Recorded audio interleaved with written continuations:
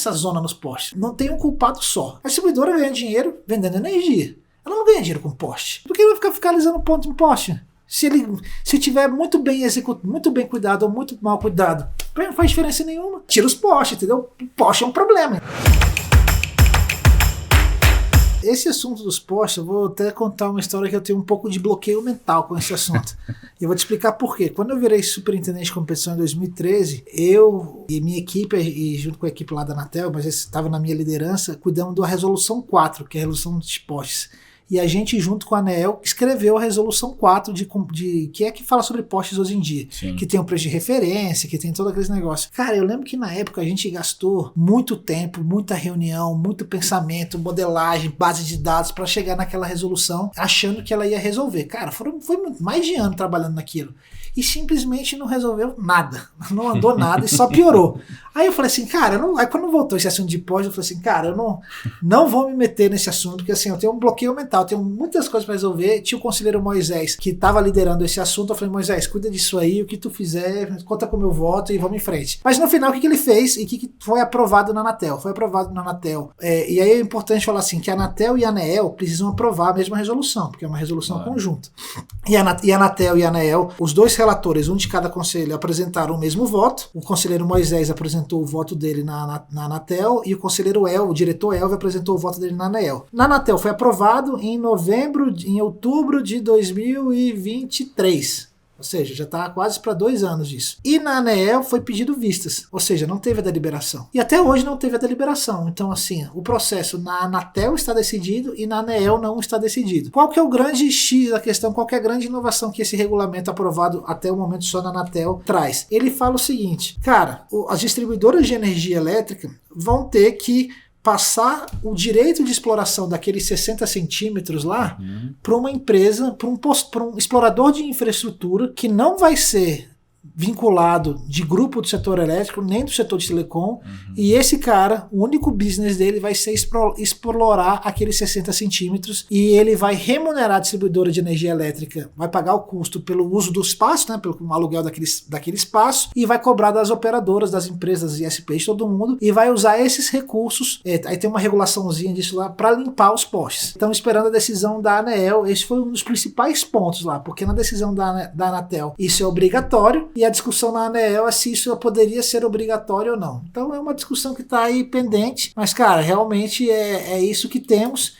E a conclusão, a lógica por trás disso é que, porque assim, é no diagnóstico do problema. O diagnóstico do problema que a área técnica fez, e aí eu posso falar mais para a Anatel, mas acho que a ANEEL também concorda em grande medida, que é o seguinte, por que tem essa zona nos postes? A questão é essa, por que está essa zona? São vários motivos. Ninguém não tem um culpado só. Essa é a primeira questão. Eu lembro que quando começava as reuniões eu falava, galera, não adianta botar a culpa no setor elétrico, não adianta botar a culpa nos grandes, não adianta botar a culpa nos pequenos, todo mundo tem uma parte da responsabilidade aqui. Todo mundo está agindo de forma racional. Ninguém está de sacanagem aqui. Está todo mundo agindo de forma racional, olhando para o seu próprio umbigo, mas a soma de todos esses comportamentos racionais é essa bagunça.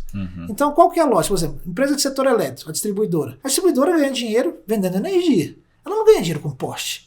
O dinheiro, inclusive, a receita que vem dos postes não fica para ela, vai para uma entidade tarifária. Então, para ela, o poste não é um ativo estratégico, não é uma fonte de receita. É só um meio necessário para o fim dela. Então, cara, ela não tem incentivo econômico nenhum a explorar de forma eficiente aquele ativo. Então, quando vem um provedor e fala assim, cara, aprova meu projeto aí para eu usar 100 postes seu, o cara fala, caralho, que apurrinhação, bota na gaveta. É quase um favor. Sim, tipo assim, pô, sério mesmo, tô aqui preocupado com energia elétrica, com apagão, com transformador, tu vem me xaropar com esse negócio de projeto? Verdade. Vai lá pra gaveta, entendeu? Claro. Mas não, é só num bairro que eu quero aprovar o projeto. O cara quer só um bairro, tem que, tipo assim, não tem interesse de cuidar disso. Tem que fiscalizar. E os caras, pior, eles ficam putos, porque várias vezes recebem chamado, olha, tem um fio solto, desencapado na rua tal. Aí o cara corre lá achando que vai ter um acidente, chega lá, é o fibra de telecom. Então assim, vai gerando um monte de custo para ele não quer fiscalizar aquilo, porque ele vai ficar fiscalizando ponto em poste. Se tiver muito bem executado, muito bem cuidado ou muito mal cuidado, não faz diferença nenhuma. Então não é o business dele. O business dele é vender energia elétrica. Inclusive, se ele pudesse vender energia elétrica sem poste, ele até preferia, claro, entendeu? com certeza. Se pudesse mandar pelo pensamento ou por espectro, tira os postes, entendeu? O poste é um problema, entendeu?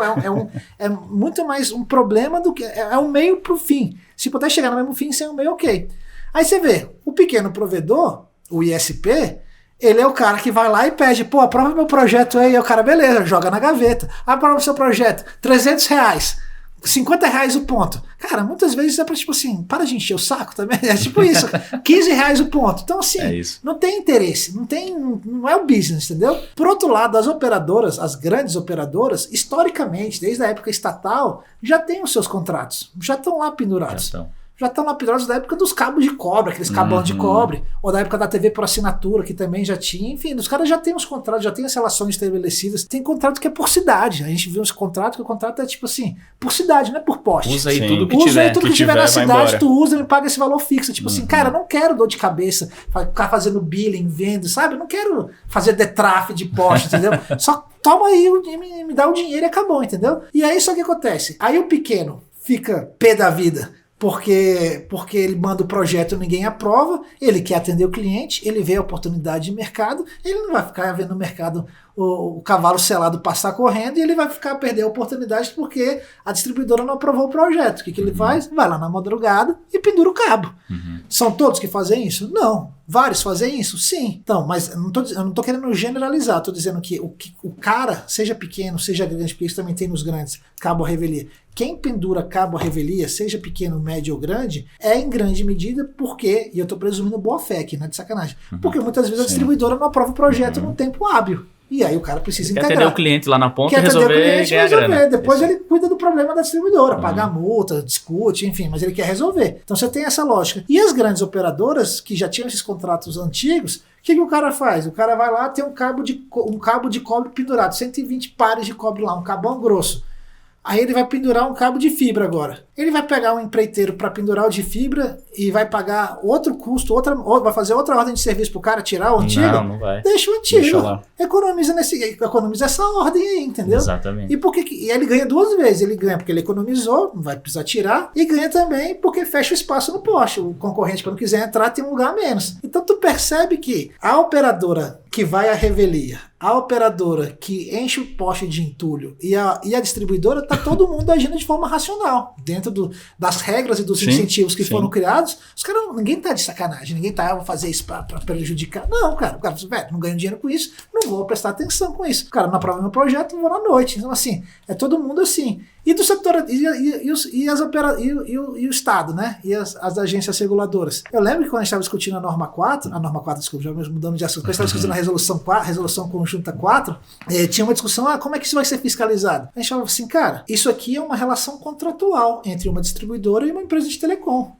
Eu não tenho que fiscalizar o contrato dos outros. Eles que se fiscalizem. Se a operadora de telecom, pequena, média, grande, enfim, estiver utilizando de forma irregular o poste, não está pagando o poste, ou está pendurando a revelia, cara, quem tem que fiscalizar isso é o dono do poste. Né? Não sou eu. Claro. Senão eu estou prestando serviço, eu estou fazendo o trabalho dela. Imagina o custo disso. Então eu vou fiscalizar o poste, sendo que o poste tem dono. Se o poste não tivesse dono, até fazia, mas assim, o poste tem dono. Então a gente fiscaliza o espectro, porque o espectro é nosso. Agora, o poste não é nosso, o poste é da distribuidora, a distribuidora que cuida do poste. Então você tem uma relação contratual que é regida pelo contrato. E as partes que assinam o contrato, um fiscaliza o outro. Então o Estado não tem que fiscalizar nada. Então você percebe, o Estado não tem que fiscalizar porque faz sentido, vou ficar prestando serviço para a distribuidora ou para a empresa de telecom. Então assim, já é uma relação contratual. Então quando você vê todos os agentes, o Estado, as distribuidoras e as operadoras, os ISPs, quem pendura a revelia, quem não pendura a revelia, qualquer que seja, tá todo mundo agindo de forma racional. Só que tá tudo errado, entendeu? E aí quando você soma esses montes de comportamentos racionais, o resultado é essa bagunça dos postes, é o caos. Esse rolo então, aí assim, como é que a gente quebra isso? A origem do problema é que o poste não é visto como um ativo. Sim. Então a gente precisa ter alguém que veja o poste, não o poste, assim, aqueles 60%, 60 centímetros, aquele espaço como um ativo a ser explorado. Assim, esse aqui é meu. Esse aqui é meu. Tem que ter um pai. Isso aqui é meu, eu vou ganhar dinheiro, se pendurar aqui eu vou cortar. e vou te denunciar, e sei lá, tipo assim, e efetivamente cuide, entendeu? Exato. Então por isso que assim, no setor elétrico, a gente percebe que cada distribuidora tem uma maturidade e uma visão diferente disso. A Copel é a mais vocal em falar, aqui no Paraná a gente cuida, e eles são referência no setor elétrico como empresa de distribuidora que efetivamente cuida dos postes. Alguém já me disse que isso esteve associado a muita pressão do Ministério Público Federal. Parece que o Ministério Público Federal no Paraná foi muito incisivo. E talvez porque eles tiveram a Copel Telecom também, que era estadual, e eles têm ali o business, né? Eles eram do business, né? Tem o know-how, né? Tem o know-how. Talvez, então assim... né? Por algum motivo, a Copel a Copel Distribuição é um outlier nesse mercado, nessa conduta. Mas enfim, como se fez esse diagnóstico do problema, que o problema é, não tem dono isso aqui, e aí vira essa zona, vamos criar um dono. Então vamos pegar um cara, vamos criar uma figura desse explorador de infraestrutura que vai explorar isso.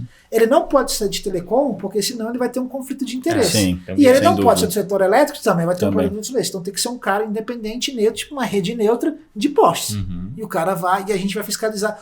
Qual que é a grande dúvida da ANEEL? Cara, esse cara vai ser um monopolista. Sim. E quem que vai regular o monopolista? É a Anatel que regula o monopolista? É a ANEEL que regula o monopolista? É uma regulação conjunta? Como é que é? Então isso são questões que estão em aberto. Porque assim, quando você cria um monopólio, se você deixar um monopólio sem fiscalização, sem controle nenhum, aí o cara vai explorar todo mundo, entendeu? Um problema ainda maior. Só que é um problema ainda maior. Porque depois é difícil tirar o monopolista. Então assim, mas essa é mais ou menos o desenho dos postes hoje.